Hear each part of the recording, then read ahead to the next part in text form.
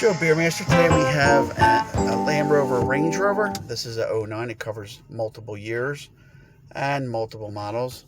Let me show you what happens when you go in reverse and you don't hear a sound. There is somebody blocking the sensor, so it should be beeping. So to change that to make it work correctly, you want to put it in park. And then above the radio, there's this little button here. It looks like that. And we're going to press that button. I should have pressed it once, and then let's put it in reverse.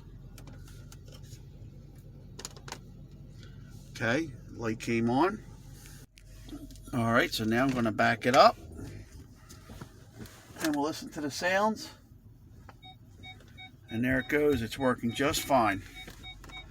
Joe Beermaster, if you appreciate this video, please subscribe and give me a thumbs up. Thanks for watching.